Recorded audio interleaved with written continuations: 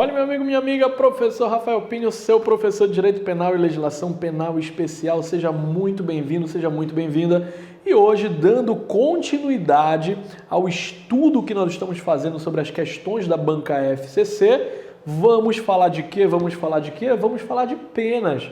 Vamos falar de espécies de pena e cominação das penas. Só que antes, obviamente, nós darmos início ao nosso estudo, eu já peço que você deixe seu like, se inscreva no nosso canal para ficar recebendo as notificações. Sempre estaremos postando vídeos novos semanalmente, conteúdo atualizado, conteúdo de qualidade, com a possibilidade de você fazer o download da apostila em PDF. Beleza? Então vem comigo, ajuda o canal a crescer, que eu vou te ajudar a se tornar servidor. Beleza? Eu compro essa briga. Vem comigo aqui então, olha só. Observa. A primeira questão fala o seguinte: sobre as penas privativas de liberdade previstas no CP, é correto afirmar. Então o aluno, para ter chegado aqui a esse ponto da aula, ele tem que entender que as penas são PPL e PRD. Então a pena pode ser uma pena privativa de liberdade ou uma pena restritiva de direito. Tá? Eu não vou nem falar de multa agora. Pena privativa de liberdade e restritiva de direito. Tá bom? O que abrangem as penas privativas de liberdade? Na PPL eu vou ter a reclusão e a detenção. Então eu preciso, para começar, saber disso.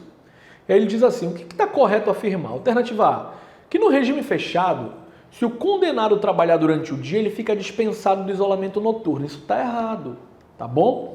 O trabalho diurno e o isolamento durante o repouso noturno, eles são cumulativos. Isso está lá no nosso artigo 34, parágrafo 1º. Alternativa B. Considera-se regime semiaberto a execução da pena em casa de albergado ou estabelecimento adequado. Isso está errado também. Aqui eu estou diante do regime aberto, tá bom? O indivíduo que cumpre a pena dele em casa de albergado ou estabelecimento adequado, ele está cumprindo pena no regime aberto. Isso está no artigo 33, parágrafo 1º. O regime semiaberto é aquele prioritariamente cumprido em colônia agrícola, por exemplo, tá bom? E a alternativa C diz assim: a pena de reclusão deve ser cumprida em regime fechado, semiaberto ou aberto. Perfeito, tá? Então, qual que é a diferença da reclusão para a detenção, que são regimes prisionais cumpridos dentro do estudo das penas privativas de liberdade, tá? Reclusão e detenção. Eu tenho, no caso da reclusão, o cumprimento inicial no regime fechado, podendo o indivíduo progredir para o regime semiaberto e, posteriormente, progredir para o aberto. Já a detenção, eu tenho tão somente o cumprimento de pena em regime semiaberto e ou aberto, ok? Então ele pode começar no semiaberto e progredir para o aberto, ele pode começar direto no aberto ou no semiaberto e progredir. Perfeito?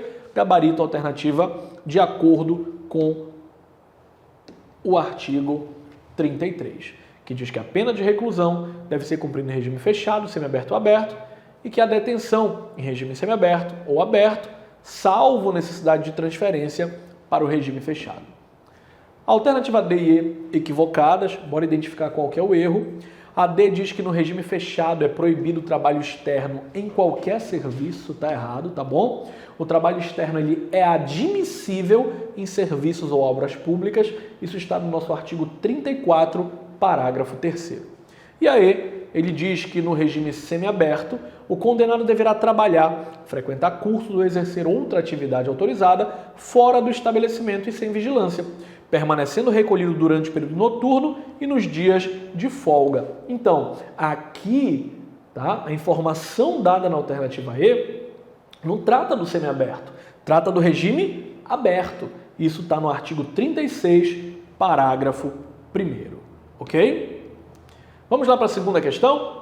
As penas restritivas de direito, alternativa A, de prestação de serviço à comunidade ou entidade pública, são aplicáveis às condenações superiores a 1 ano de privação de liberdade, desde que a pena seja de detenção.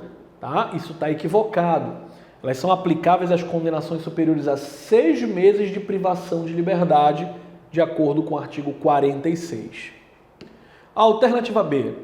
Deverão ser obrigatoriamente convertidas em pena privativa de liberdade se sobrevier nova condenação dessa espécie por outro crime. Então, na verdade, de acordo com o artigo 44, parágrafo 5º, o juiz da execução decidirá sobre essa conversão, podendo inclusive deixar de aplicá-la. Ok? Então não tem aqui esse obrigatoriamente, tá? Alternativa C. São aplicáveis ao reincidente específico desde que a medida seja socialmente recomendável? Perfeito. Gabarito alternativa C, de acordo com o artigo 44, parágrafo 3º. Beleza? Alternativa D e E estão equivocadas. A D fala que substitui as penas privativas de liberdade quando estas não superarem 6 anos no caso de réu idoso. Dê uma olhadinha lá no artigo 77, parágrafo 2º, tá? Trata-se aqui de uma sursis e quando a pena privativa de liberdade não superar 4 anos em caso de réu idoso, tá bom? A alternativa E também está equivocada quando afirma que prescreve no mesmo prazo previsto para as penas privativas de liberdade que a substituem. Não existe essa previsão no nosso Código Penal, tá bom? Vamos lá, a terceira questão. A pena de prestação de serviços à comunidade, alternativa A, pode ser cumprida pelo condenado em menor tempo se a pena substituída for superior a 6 meses e não exceder a 1 ano. Isso está errado, tá?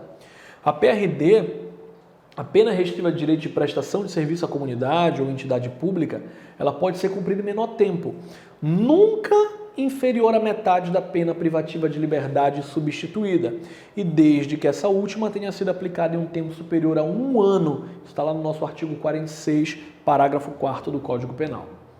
A alternativa B fala que ela pode ser aplicada independentemente do tempo de privação de liberdade a que o condenado foi acusado. Tá? A que o acusado foi condenado, na verdade, deveria ter sido essa a ordem aqui da escrita, tá? Mas a banca colocou desse jeito, a gente vai colocar desse exato jeito para você aqui. Ele fez isso só para confundir a leitura e atrapalhar a nossa atenção à questão.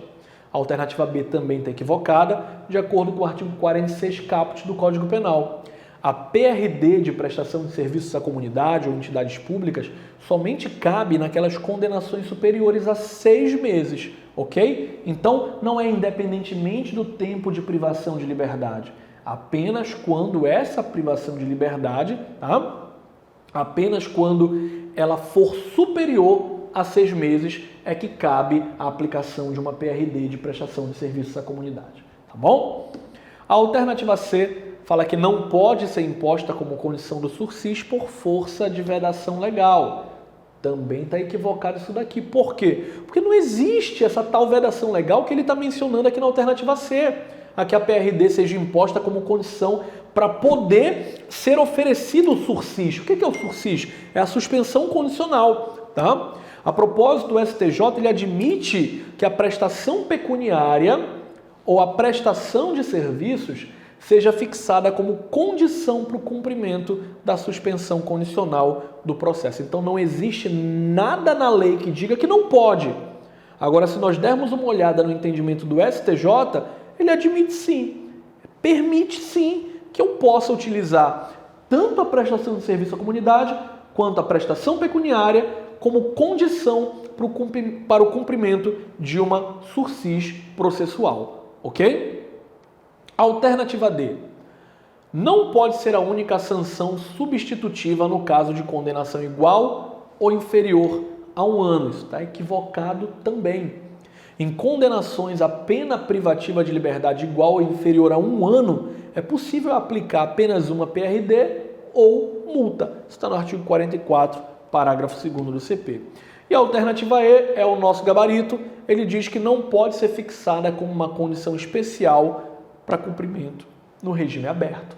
Veja, é da jurisprudência simulada do STJ que não se pode fixar, a título de condição especial do regime aberto, uma obrigação equivalente à pena restritiva de direito sob a pena de bis in idem, ou seja, sob a pena do indivíduo estar cumprindo 2 vezes a mesma condenação. Se você der uma olhadinha na súmula 493 do STJ, o que ele fala? É exatamente o que está sendo dito aqui para você. Ele diz que é inadmissível. A questão fala que é inadmissível, não pode, tá bom? Então, é inadmissível a fixação de uma pena substitutiva, artigo 44 do CP, como condição especial ao regime aberto. É como se eu dissesse assim, tu só vai cumprir o regime aberto se eu fixar uma pena substitutiva, tá? Então, eu não posso fixar como condição especial para o cumprimento do regime aberto uma pena substitutiva, porque senão esse indivíduo vai estar cumprindo uma pena 2 vezes. Ele vai estar cumprindo a pena no regime aberto e vai estar cumprindo a pena substitutiva a qual a questão se refere. Perfeito? E é isso aí que nós temos para falar. Muito obrigado. Até o próximo vídeo. Tchau, tchau.